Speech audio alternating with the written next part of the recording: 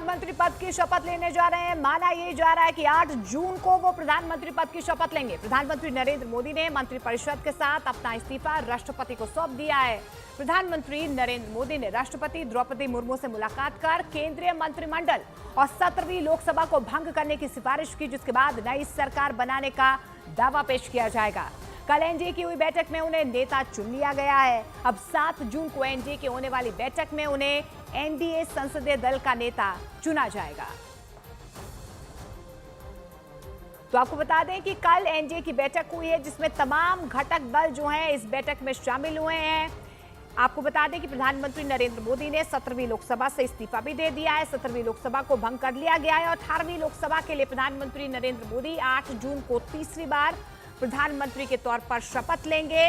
कल की हुई इस बैठक में एकजुटता का संदेश दिया गया। पीएम आवास पर यह अहम बैठक हुई है, जिसके बाद प्रधानमंत्री नरेंद्र मोदी को एनडीए का नेता चुन लिया गया है। अब 7 तारीख को आपको बता दें कि संसदीय दल की बैठक होगी, जिसमें प्रधानमंत्री नरेंद्र मोदी को संसदीय दल का नेता चुना जाएगा।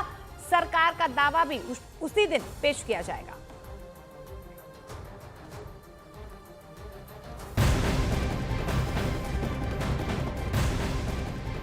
और प्रधानमंत्री आवास पर एनडीए की बैठक हुई है। बैठक में चंद्रबाबू नायडू, नीतीश कुमार समेत सभी बड़े नेता शामिल हुए हैं। बैठक में प्रस्ताव पारित कर प्रधानमंत्री नरेंद्र मोदी को एक बार फिर से नेता चुन लिया गया है। एनडीए की बैठक में प्रधानमंत्री नरेंद्र मोदी ने कहा कि तीसरी बार सरकार बनाने के लिए ऐतिहासिक जनादेश मिला है। तो पीएम आवास पर एनडीए की अहम बैठक हुई है।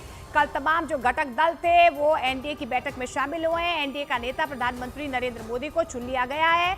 चंद्रबाबू नायडू, नीतीश कुमार बैठक में शामिल हुए हैं और ये तस्वीरें आप उस वक्त की देख पा रहे हैं जब बैठक खत्म हुई और उसके बाद विक्ट्री साइन दिखाते हुए तमाम जो घटक दल इस बैठक में शामिल हुए हैं। अब जानकारी ये मिल पा रही है कि 8 तारीख को प्रधानमंत्री नरेंद्र मोदी तीसरी बार प्रधानमंत्री के तौर पर शपथ लेंगे।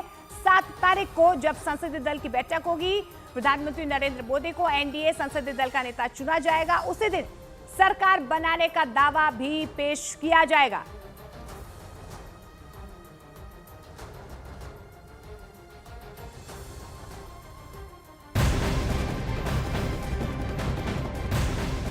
तो एनडीए की बैठक के बाद प्रधानमंत्री नरेंद्र मोदी ने ट्वीट कर कहा है कि विकसित भारत के निर्माण की दिशा में काम करेंगे। हम भारत के 140 करोड़ लोगों की सेवा करेंगे। हमारा गठबंधन राष्ट्रीय प्रगति को आगे बढ़ाएगा। तो प्रधानमंत्री नरेंद्र मोदी की तरफ से साफ तौर पर कहा गया कि विकसित भारत के निर्माण की दिशा में हम काम करेंगे। हम भारत के 140 करोड़ लोगों की प्रगति के लिए काम करेंगे। हमारा गठबंधन राष्ट्रीय प्रगति को आगे बढ़ाएगा।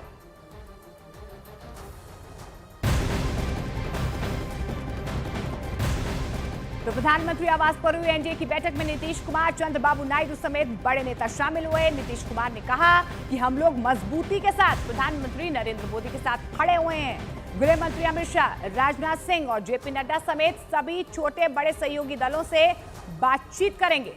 सरकार बनाने के मुद्दे पर बातचीत की जाएगी। तो 7 जून को आपको बता दें एनडीए संसदीय दल की अहम बैठक होगी, जिस दिन सरकार बनाने का दावा पेश किया जाएगा। कल प्रधानमंत्री आवास पर एनडीए की बैठक हुई है, जिसमें तमाम जो घटक दल है वो शामिल हुए। एनडीए का नेता प्रधानमंत्री नरेंद्र मोदी को चुन लिया गया है। 8 तारीख को प्रधानमंत्री तीसरी बार प्रधानमंत्री के तौर पर शपथ लेंगे। अब आपको बताते हैं कि बिहार में किस पार्टी को कितनी सीटें मिली हैं, क्योंकि जिस तरीके से बिहार में नीतीश कुमार की तरफ से एक निर्णायक भूमिका निभाई गई है वो हम आपको बताने की कोशिश करेंगे। लेकिन इस बीच आपको बता दें कि न्यूज़ 18 इंडिया से एक्सक्लूसिव बातचीत में जीतनराम मांझी ने एक बड़ा दावा किया है। लेकिन आपको ये भी बताते हैं कि किस तरीके से आप देखिए बिहार की 40 सीटों में जेडीयू ने 12, बीजेपी को 12 सीटें मिली हैं और कांग्रेस के खाते में 3 सीटें आई हैं। एलजेपी ने 5 सीटें, आरजेडी को 4 सीटें मिली हैं। लेकिन आप देखिए कि किस तरीके से बिहार में नीतीश कुमार की तरफ से यानी कि जेडीयू की तरफ से 12 सीटें, बीजेपी को 12 सीटें, आरजेडी को 4, लेफ्ट को 2, निर्दलीय को 1 और एलजेपी को 5 सीटें हासिल हुई है। और कांग्रेस के खाते में भी बिहार से 3 सीटें गई हैं। तो ये समीकरण आपको बताने की हम कोशिश कर रहे हैं। और न्यूज़ 18 इंडिया से एक्सक्लूसिव बातचीत में जीतनराम मांझी का एक बड़ा दावा सामने आया। उन्होंने कहा है कि नरेंद्र मोदी हम लोगों के नेता हैं, हर हाल में नरेंद्र मोदी के साथ हम लोग काम करेंगे।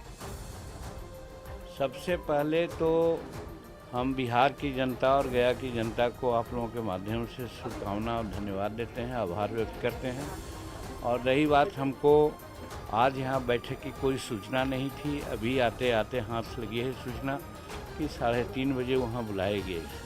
वैसी परिस्थिति में हम लोग का एजेंडा सिर्फ और सिर्फ ये होगा कि हम लोगों का जो फिक्स्ड है कि भारत का प्रधानमंत्री कौन होंगे, तो हम लोग तय कर लिया है कि नरेंद्र मोदी जी ही हम लोगों के नेता होंगे।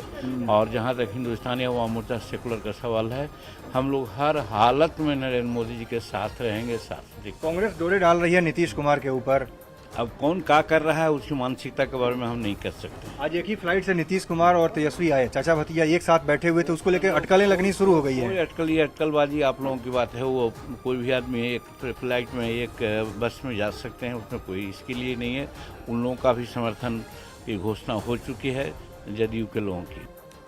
और बीजेपी सांसद राजीव प्रताप रूडी का एक बड़ा दावा सामने आया। उनकी तरफ से साफ तौर पर कहा गया कि नीतीश कुमार पर पूरा भरोसा है और 5 साल तक सरकार का साथ देंगे। मैं समझता हूं कि यही बहुत बड़ा, और इसका क्रेडिट पूरे तौर से एनडीए के कार्यकर्ता, वहां के लोग, हमारे मित्र और सब लोगों को जाता है। लेकिन सबसे बड़ी बात है कि अब तो मैं पूरे छपरा का सांसद हूं। जिन लोगों ने वोट दिया और जिन लोगों ने वोट नहीं दिया उनका भी सांसद हूँ। यही मैं अपील करना चाहूँगा कि अच्छा वातावरण बना रहे और हम लोग बिहार और देश के विकास में लगे रहें। सर, आप जो है सो 2014 में जब जीते थे तो राबड़ी देवी के खिलाफ जीते थे। आज इस बार जब 2024 में जब जीते हैं तो उनकी बेटी के खिलाफ जीते हैं। अब इस पर कोई खास बोलना नहीं चाहूँगा, लेकिन अब शायद एक आधी आदमी उनके परिवार में बचे हुए हैं जिनसे लड़ना बाकी है। सर, आखिरी सवाल जानना चाहूँगा सर, अगर सर हम बात करें सर, जिस तरह से सरकार बनाने की बात करें सर, नीतीश कुमार पर डोरे डालने की कोशिश जो है वो अब की जा रही है। नीतीश कुमार बहुत सुलझे हुए आदमी है और नीतीश कुमार पर बिहार के लोगों की बड़ी आस्था है और इस प्रकार के बयान देना उचित नहीं है। हम लोग जानते हैं और हम लोगों की बड़ी आस्था उनमें है और उनका नेतृत्व आज भी बहुत सबल मजबूत है। बहुत धन्यवाद।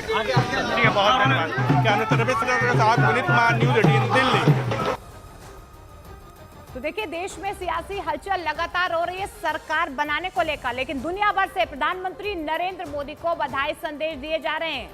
बाइडेन, पुतिन, ऋषि सुनक और मैक्रोन और साउथ कोरिया के राष्ट्रपति और अनेक नेताओं ने प्रधानमंत्री नरेंद्र मोदी को जीत की बधाई दी है। हम आपको बता भी रहे हैं कौन कौन से वो तमाम नेता हैं जिन्होंने प्रधानमंत्री नरेंद्र मोदी को जीत की बधाई दी है।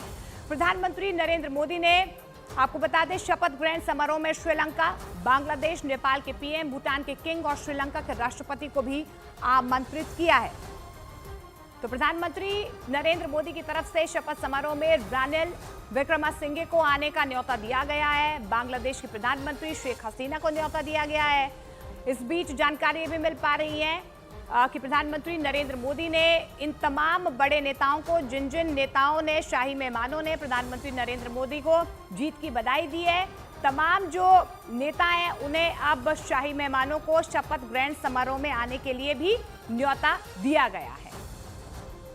तो नेपाल के प्रधानमंत्री, उन्हें जो है न्योता दिया गया है। शेख हसीना को, भूटान के राजा को भी शपथ ग्रहण समारोह में आने के लिए न्योता दिया गया है।